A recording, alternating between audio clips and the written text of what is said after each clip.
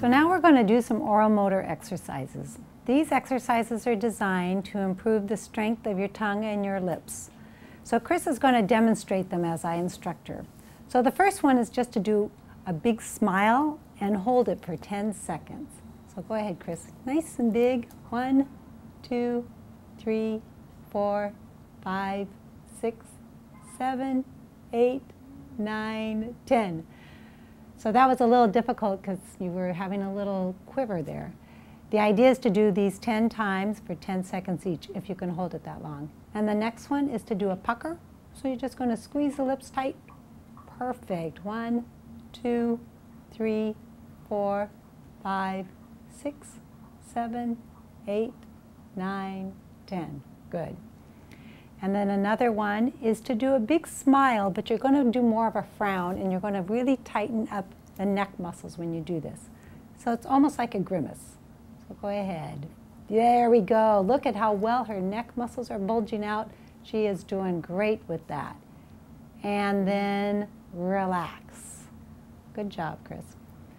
And then the next one is to puff up your cheeks and just hold the air inside for 5 seconds. And then relax. So you don't want to do this for more than 5 seconds because it can raise your blood pressure, and we don't want to do that if you've had a stroke. So the next one to do is to wrinkle the upper lip like something smells bad, so the lip and the nose are both moving. So can you do that? Wrinkle it up and hold it steady. 2, 3, 4, 5, 6, 7, 8, 9, 10. Good, good. And then you're going to do one where you're going to squeeze your eyes and mouth closed tight so that the whole face is in contraction. So do that. Squeeze everything and hold it steady. And then relax. This one you only have to hold for 5 seconds. And then there's one more where you puff up your cheeks and you transfer air from one side of the cheek to the other. So from the right to the left. Great. Can you do it again? Good. All right. So those are exercises for the face. Now we're going to do some exercises for the tongue. So the first one is to just hold the tongue out straight and steady. So let's see if you can do that, Chris. And hold it steady for 10 seconds. 2, 3, 4, 5, 6, 7, 8, 9, 10. Good. That looks good.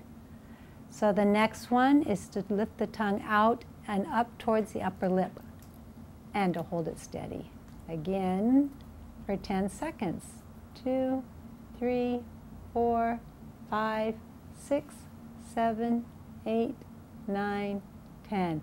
And Chris is doing a good job of having the tongue do the work and not using her jaw to hold the tongue up.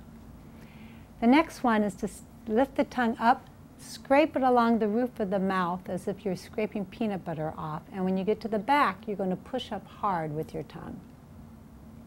So try that. And the tongue goes back, and then you push hard. 2, 3, 4, 5, 6, 7, 8, 9, 10. Excellent. And when you're doing that, Chris, I could see the muscles under your chin were tightening up, and that's what we want to happen with that one. The next one is to lick your lips in a circle. This works on coordination. So open your mouth and lick your lips all the way around. Great. So you want to do this 10 times in a row, but we're not going to have Chris do that.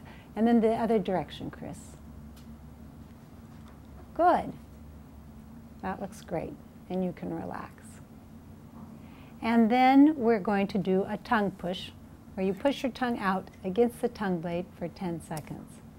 So nice and strong, straight out. 1, 2, 3, 4, 5, 6, 7, 8, 9, 10. Great. So you can do those exercises as your speech pathologist requests you to do them. Some other ones that will help with speech are to just practice saying some sounds like pa pa pa pa pa pa pa pa pa pa pa pa pa. So go ahead, Chris. Pa pa pa pa pa pa pa pa pa pa pa pa pa pa pa pa pa. Good. And then the same thing with the T sound. Ta ta ta. Ta ta ta ta ta ta ta ta ta ta ta ta ta ta ta. And then with the K sound, ka ka ka. Ka ka ka ka ka ka ka ka ka ka ka ka ka ka ka. And then you put those sounds together and you say pataka pataka pataka. Pataka pataka pataka pataka pataka pataka pataka. Great. So Chris is going to demonstrate diaphragmatic breathing. Diaphragmatic breathing means breathing from your diaphragm and not using just your shoulders. A lot of times when people have had a stroke, the muscles of the diaphragm may be impaired and they're not used to using the whole diaphragm. So Chris is going to demonstrate that now. It's easiest to do diaphragmatic breathing when you're laying flat on your back at first. So Chris, take a big breath in. So you can see she's doing a great job of it. She's filling her diaphragm full of air. So as she breathes in, the belly moves up, and as she exhales, the stomach sinks back down. And that's exactly what diaphragmatic breathing is. So try this at home, laying flat on a mat or in bed, relaxed and breathing in and out, just like that.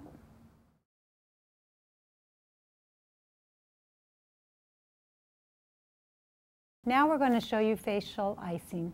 This is done to help improve the sensation and the movement on the weakened side of the face. So what Chris is going to do, I'm going to show first, is you're going to start at the middle of the chin and go up towards the eye, traveling along the contours of the jaw, making sure you get the corner of the mouth. Give that a try, Chris.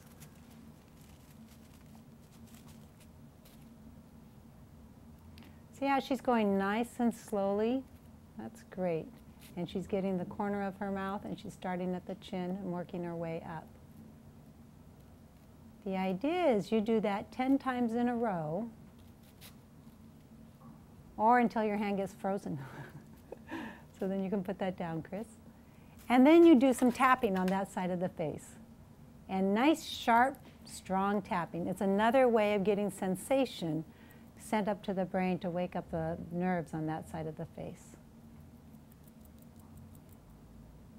So you do the tapping for about a minute, and then you do the icing again.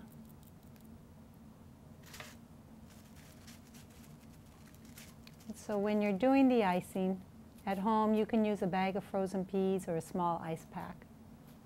And you do 10 strokes in a row, then you tap for a minute, then you do 10 strokes in a row and tap for a minute, and then another session of 10 strokes in a row and a tap for a minute. And you can do that 2 or 3 times a day.